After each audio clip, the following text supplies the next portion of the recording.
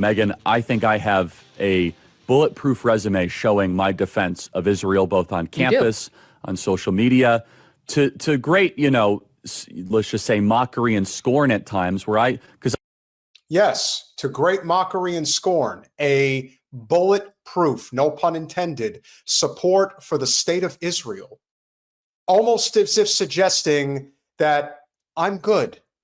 Love me, Israel. Don't hurt me. I'm a good soldier. I do everything you ask me to do. He flipped on the Jeffrey Epstein files. He was actually attempting to maneuver, if you will, in terms of his opinion regarding Israel, but didn't really do it. Maybe he had an attack of conscience. Who knows? But like I said, it's not really a question of whether he did enough. That's not what's in question here. I would like to think everybody understands that. He did more than enough. But for Israel, it's never enough. You can't do enough because they're losing and they're dying, and their ideology will not survive no matter what they try, even if he was just sacrificed for a greater cause, if you will. But to me, it speaks to a greater issue here. How much are you willing to go, or how far are you willing to go to get money and to get power? And Charlie was willing to go very far.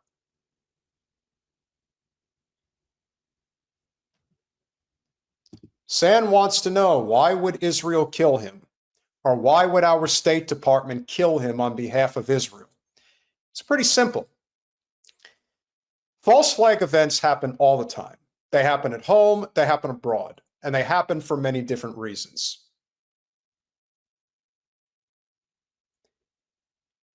If you feel that the political narrative is not working in your favor, economic narrative is not working in your favor, you have to do something bold and aggressive to try to change that.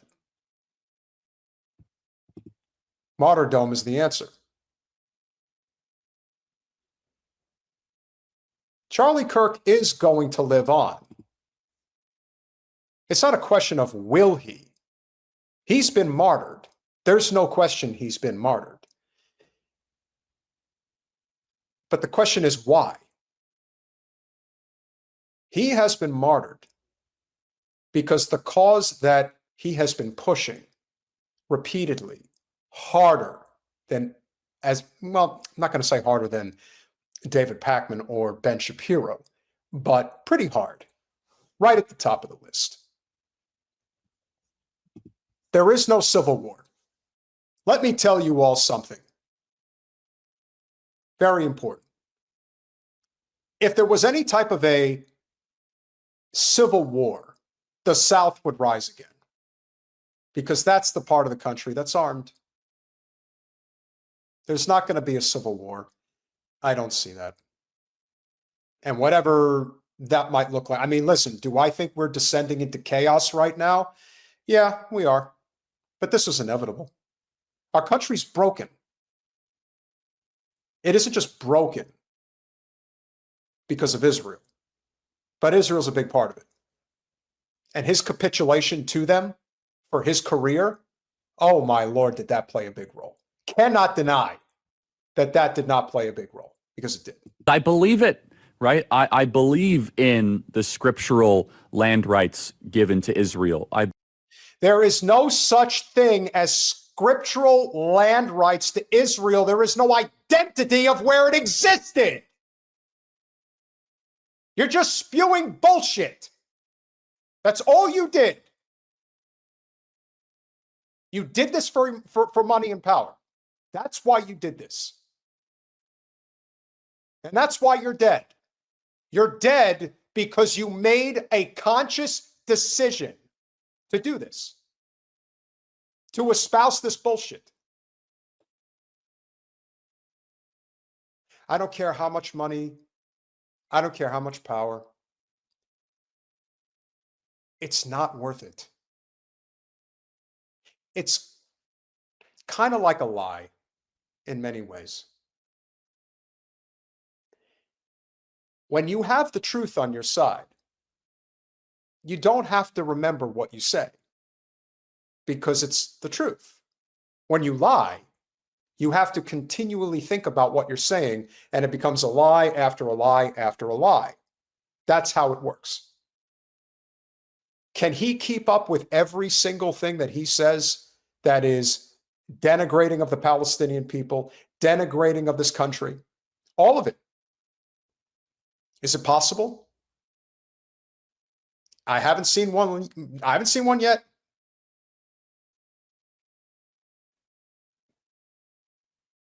Again, Charlie Kirk was living a very comfortable life. He had a lot of money. He had a lot of connections. He had the biggest guests. I went to his Turning Point USA event 3 years ago in Tampa. Put on quite a spread. I can tell you that much. Those events, they are not cheap. Costs a lot of money. But I'll tell you, I had some really good conversations with a number of people that were there.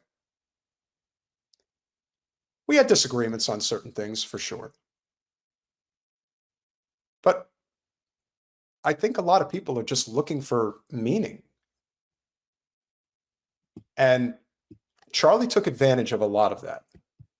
Just like people in here know what it's like to be taken advantage of by the Democratic Party establishment.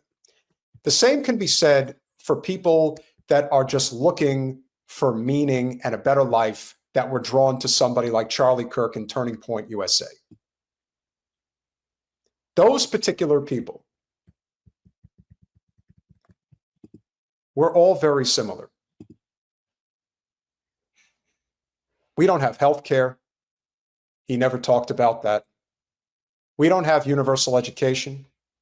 He wouldn't push that, not even trade schools. We don't have clean water or clean air. Wouldn't push that. What he did push was division and anger and Bible thumping. I would say for myself personally, I am much more on the libertarian side of politics, as much as I am populist, and I certainly have more left policies that I agree with than right. But I know a grifter when I see one. I can see them, I can smell them, I can feel them. And Charlie Kirk was a grifter. He was a extremely effective grifter. There's a lot of people who try to grift and they suck at it. In fact, most people suck at it. But he was good at it. No, actually, he was great at it. He did really well. And so, as I said, so much of what he pushed was culture war shit. I don't have time for that. I'm very libertarian. You just do what you got to do. Don't get in my way. I won't get in yours. And there were topics that he covered in which I agreed. I agreed that there were certain things in terms of the culture war that was being pushed by the left that I couldn't stand. And the same thing is true on the right. I think that there were certain issues that got more overblown than not, and they did. But then you talk about it incessantly forever. Why? Because it pays. And then eventually you get to a certain level where you have certain access, and then you really have to be pushing a narrative heavy. You guys can say all you want. You can scream it from now to the rooftops. I don't care. You're going to hear this or you can get lost. There is no shame on my end. I can sleep easy at night because I chose a career that doesn't involve me having to sacrifice my integrity or throw people under the bus for a buck. And he's done that. He did do that. And that will be a huge part of his legacy, and rightfully so, as it should be. Not denigrating, not celebrating his death, but you better 1000% recognize who Charlie Kirk really was. He was not your friend. He was not trying to help you or anybody but himself. And he did it well. He made a lot of money. He had a lot of power, but he eventually stepped in the wrong pile of shit. Now, what that's about, I don't know. Maybe he didn't even step in a pile of shit. Maybe the people who really felt that they needed to use him as a martyr, as a sacrifice, saw this as a necessary move. Not that he wasn't doing anything or that he changed his mind, that he all of a sudden got right on Israel and saw the light. No, he was doing exactly as he was expected to do. And by eliminating him, he becomes a martyr. And people rally and say, Charlie was a great guy. He didn't deserve that. It must be Hamas. It must be Iran. It must be Qatar. That's why it happened. Israel's right. We have to continue fighting. Ukraine is right. We have to continue fighting. Am I wrong? I don't think so. Believe in fulfillment of prophecy. And again, I'm not a theologian, but I'm a Christian. My life was changed in Israel. The spiritual energy is so amazing there. I want them to win. I've said that repeatedly. Same. And however, Megyn, you're hitting on something very potent and important. Now, let me first say, I don't want to judge an entire group, because there's been many people in the pro-Israel world that have been very sweet, very kind, very nuanced, very Charlie, you know, you're with us. You don't have to agree all the time. However, and I will say this, the behavior by a lot, both privately and publicly, are pushing people like you and me away. Not like we're going to be pro-Hamas, not like we're going to, but we're like, honestly, the way you are treating me is so repulsive. I have text messages, Megyn, calling me an anti-Semite. I am learning biblical Hebrew and writing a book on the Shabbat. I honor the Shabbat, literally the Jewish Sabbath. I visit Israel and fight for it. And there's another article out in the Times of Israel today. I could read it on air. I was just reading before I got on. Charlie, what are you doing? Like, why are you, what am I doing?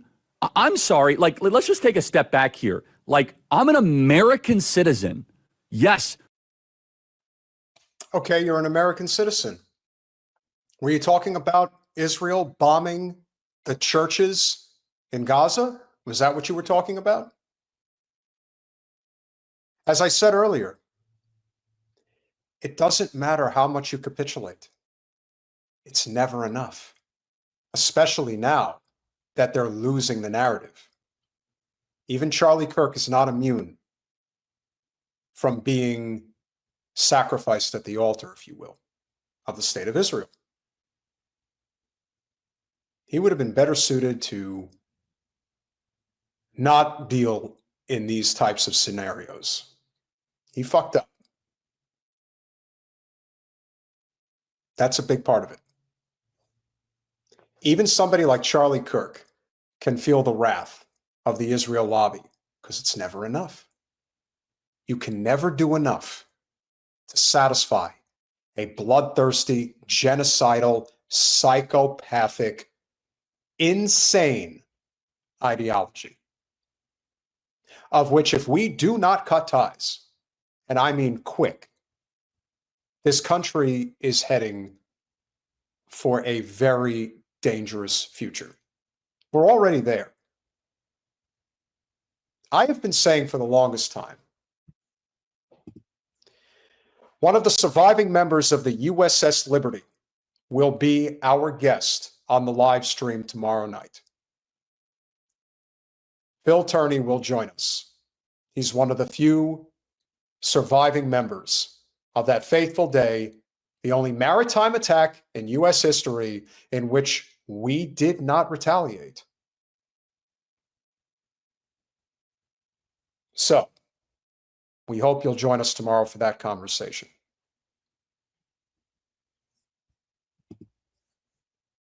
I want Israel to win. Yes, I'm a Christian, but like some of the mess, and you've seen how I've been treated, Megyn, by some, not all, by some. No, it's very irritating. It's been so unfair. They were coming after you after a turning point for, among other things, that you had Dave Smith there. Dave Smith is allowed to criticize Israel. You had both sides. The Israeli side was overrepresented. Though. No, you're not allowed to. It's even worse than that. Again, I just want to repeat for the 5th time. I love Israel. I want Israel to win. But why do you feel the need to continue saying that? Why did you feel the need to continue saying that?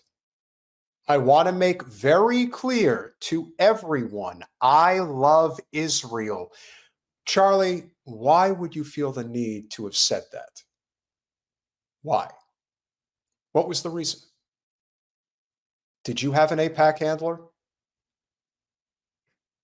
Did you have somebody looking over your shoulder 24/7?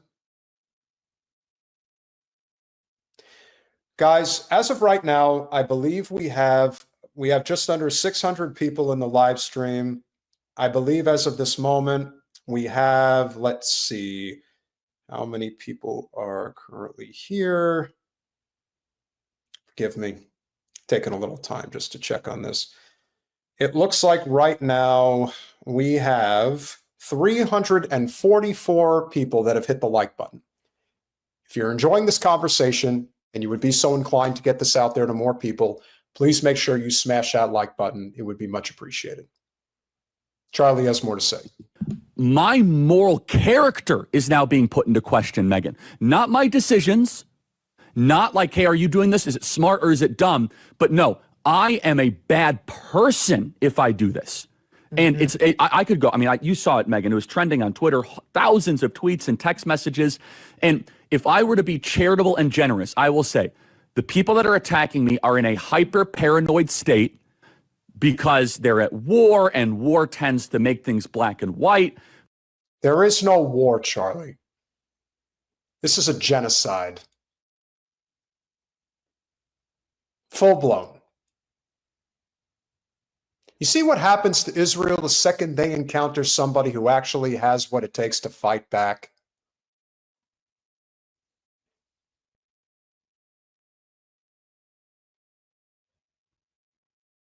It really does go to show what it takes.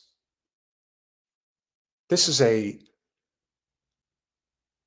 was only filmed, I think, like a week ago. It almost sounds like a confession.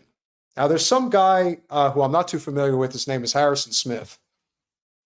And he's saying that Charlie had apparently confided in people close to him that he was concerned that Israel was upset with him over God knows what.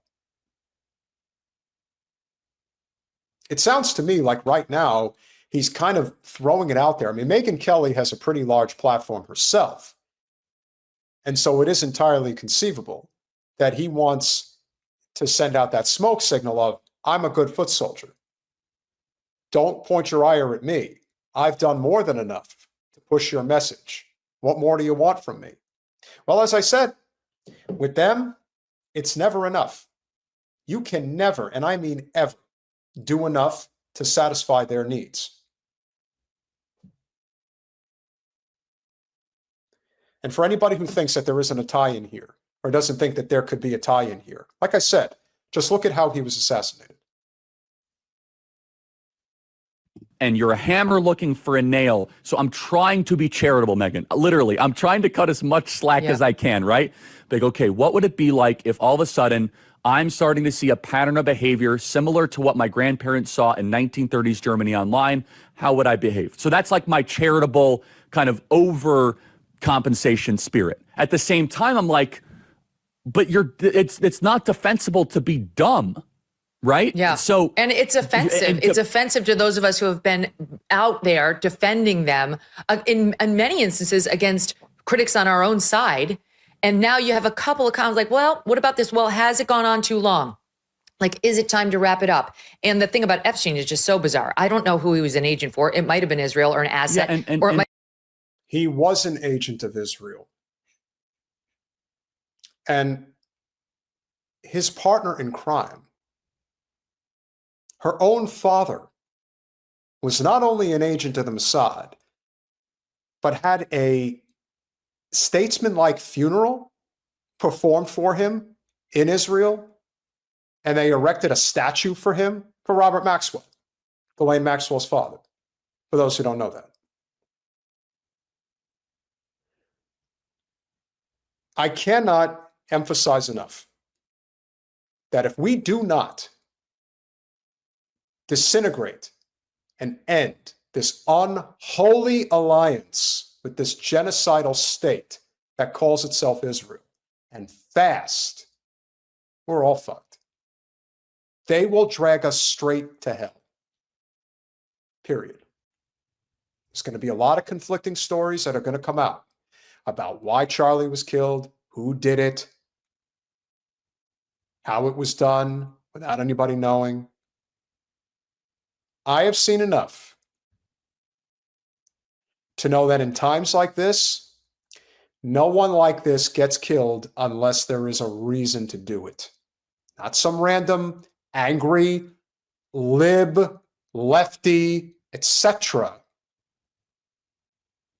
For anybody that has seen how this was done, it was a professionally done precision shot to the neck, and he was dead within seconds. So whoever did it was clearly up to snuff on how to get it done, and they did it from a distance. So it was clearly done with a high-powered rifle.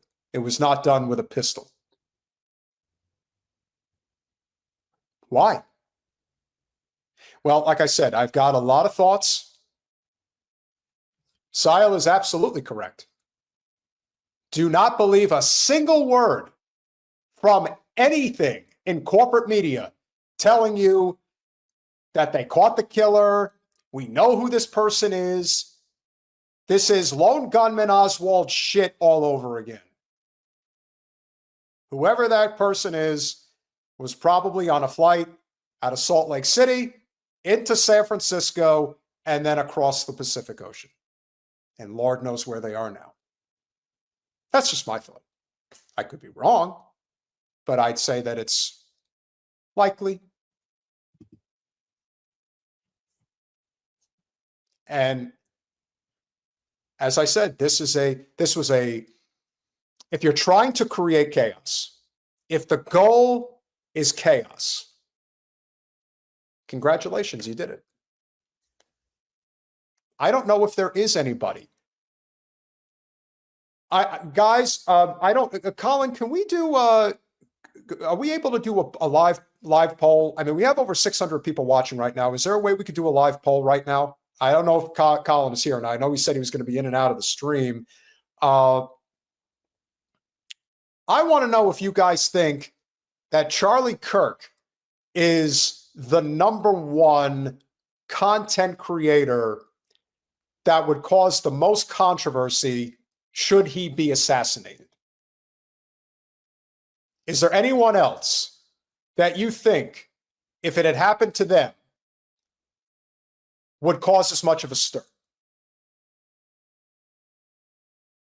And I'm not talking about it from one biased angle. I'm talking about just I'm seeing Shapiro in the chat. I would probably be inclined to agree. I see Alex Jones. So far, Ben Shapiro, Alex Jones is what I'm seeing.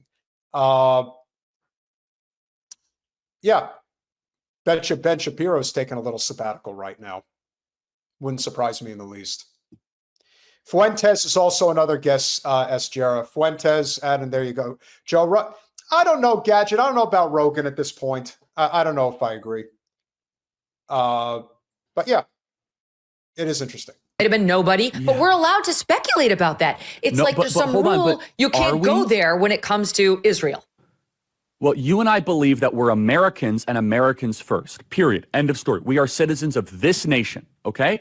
That's right. Israel, we have funded, we have supported, and they're up against a sea of Islamic totalitarianism, and we should be cheering for them, right? Because is that so? Islamic totalitarianism. That's what you're going with? You know, I forget who it was that said it, but it's actually a really good quote. You know, we talk all the time about all of these issues that we supposedly have in the Middle East. And yet, we never had any enemies in the Middle East until the State of Israel was formed in 1948.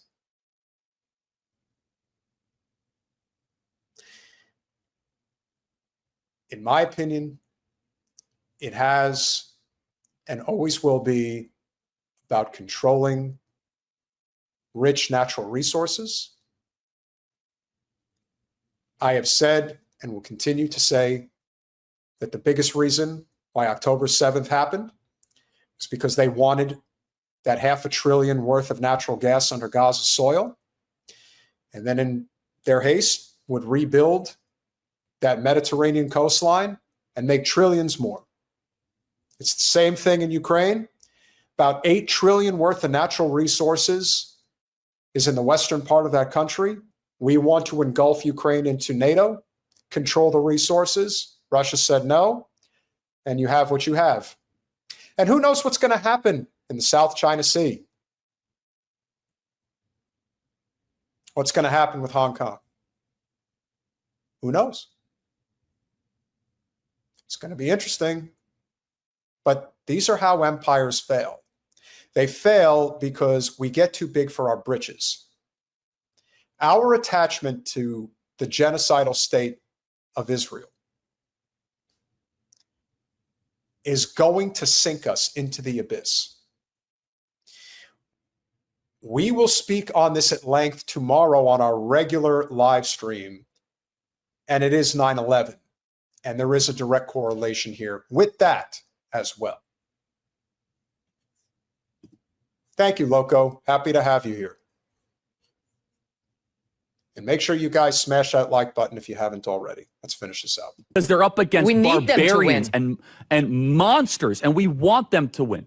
However, here is Megyn Kelly and Charlie Kirk combined, probably 30 million social media followers, like pretty, right? And you and I have been holding this down, and you probably get the negative, oh, you're just shilling for Israel, whatever. I'm like, okay, I'm going to do what's right regardless of the feedback, right? But then all of a sudden, like, I host a person that I moderate the debate of, mind you, right? And I give equal time to Josh Hammer, equal time to a pro-Israel advocate, and my moral character is being put into question.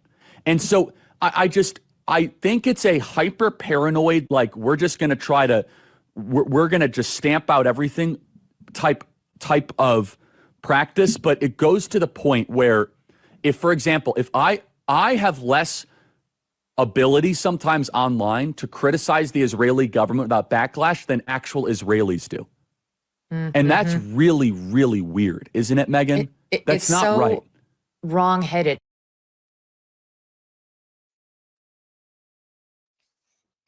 Charlie Kirk spent a whirlwind career over the past decade doing whatever he felt was necessary on behalf of corporate special interests that could benefit his career. And he made one hell of a career. As I said, I would not have done it because I can't live with myself if I sell out my country. In many ways, I believe he did. But when he had this sort of, no pun intended, come to Jesus moment at the 11 o'clock hour, this was very recent with Megyn Kelly, where he was asking himself, did I actually not do something right? Have I not been pro-Israel enough? And I would say, simply, you can never do enough. No matter how hard you cuck yourself for the genocidal state, you can't do enough. There is no amount of sacrifice that you can do to satisfy a bloodthirsty, genocidal nation that is Israel.